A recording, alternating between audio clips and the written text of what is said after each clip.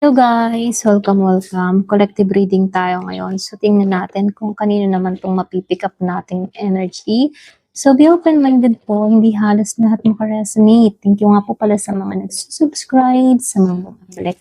Marami pong salamat. Give me the message. Kaninong energy itong mapipick up natin? Give me the message. Kaninong energy itong mapipick up natin? Give me the message. Kaninong energy itong mapipick up natin?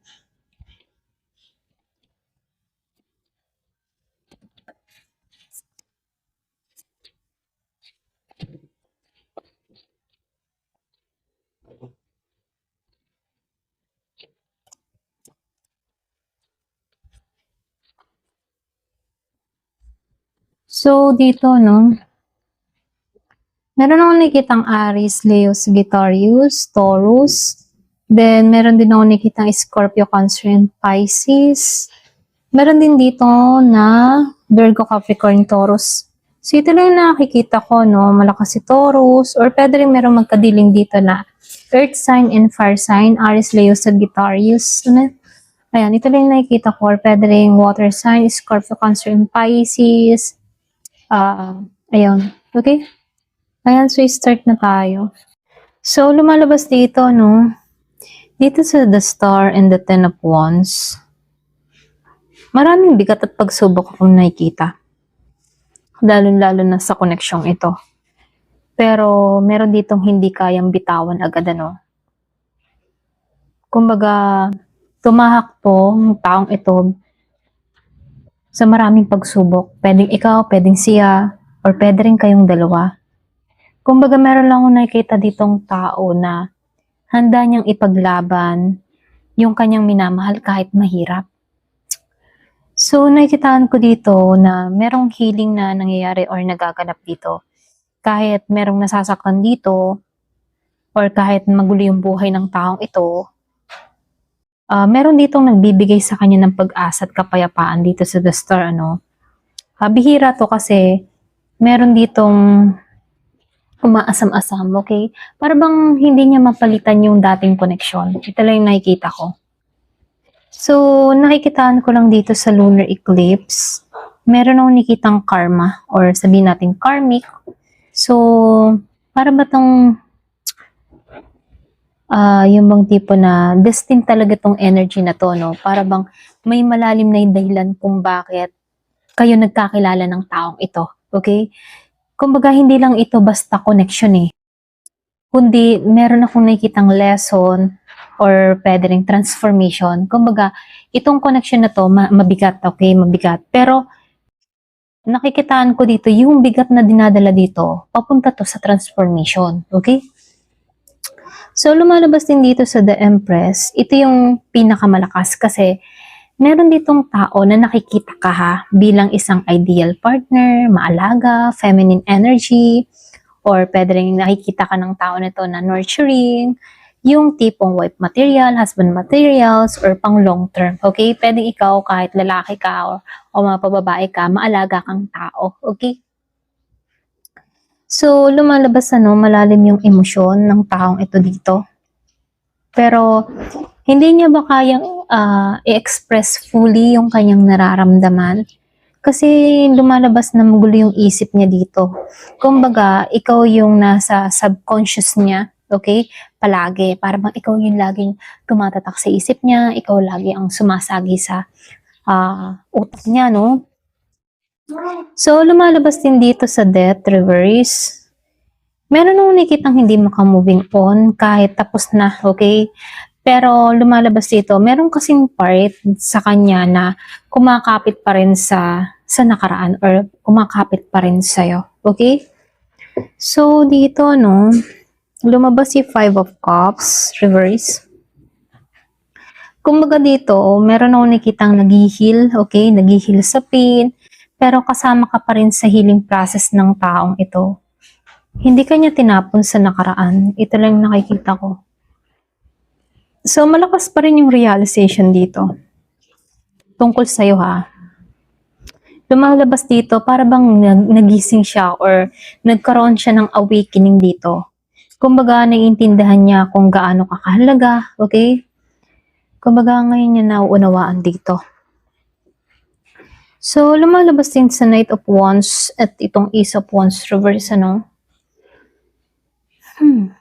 Kumbaga dito, no, maaring naging impulsive din tong taong ito. Or pwede rin, hindi siya naging consistent, okay? Pero nagsisi to. Ito lang nakikita ko. Nagsisi siya kung bakit naging ganun ang trato niya sa'yo or kung bakit ganun yung ginawa niya, okay? Para bang, ano siya, malaki yung pagsisisi niya dito eh. Kung bakit hindi siya gumawa ng hakbang, kung bakit nangyari yun, mga ganyan ano. So, andun yung pagsisisi. Pero dito, no, yung iba sa inyo, pwedeng nawalan ka ng amor, nawalan ka ng spark, nawalan ka ng kilig mula sa taong ito dito sa Ace of Wands, ano, reverse. Para bang nawalan ka ng simula dito, okay?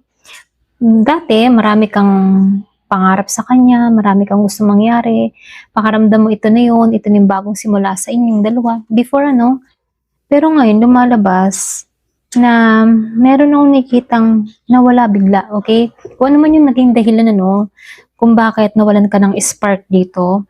Kasi nakikitaan ko dito, more on black, okay?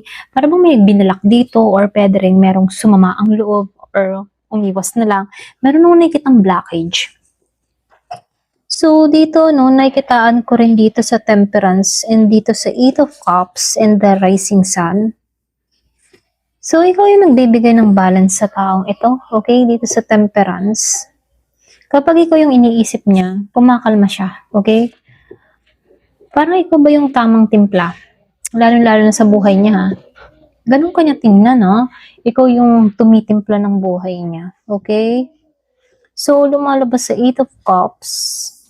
Meron distance na nangyari sa inyo. May paglayo, okay? May lumayo or merong nanahimik, ganun. Pwedeng ikaw yung umalis. Pero kahit nag-walk away ka, no? Para bang mas pinili mo na lang na mag-move on, okay?